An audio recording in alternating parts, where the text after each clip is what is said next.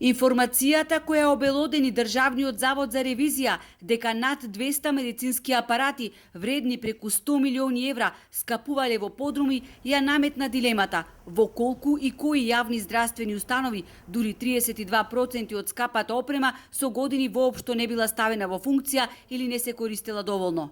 За ова се огласи раководството на Охридската општа болница. Апелираа до ресорното министерство да направи целосна ревизија каде се и за каков тип на апарати станува збор, а потоа истите да ги распоредат во институциите каде што има и кадар и потреба за нивно користење.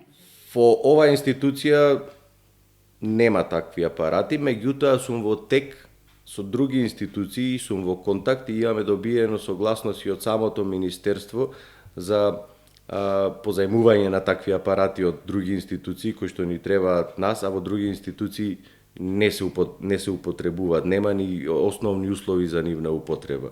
Охридската општа болница во кус период со нова и современа апаратура ги поднови речиси сите оделенија, а се прават напори за екипирање на болницата во пресред на турбулентната туристичка сезона.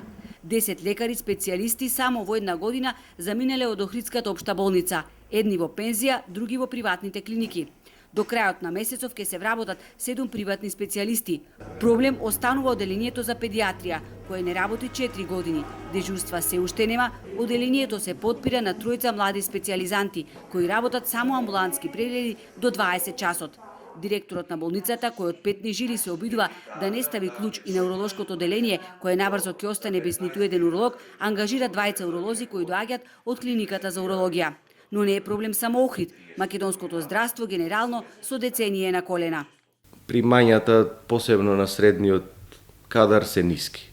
Значи, знаеме во приватен сектор работници со многу помала одговорност, кои што носат работни места, земаат можеби дупло повисока плата.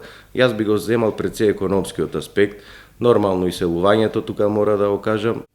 И мислам дека кадарот може да се задржи само со таква мотивација.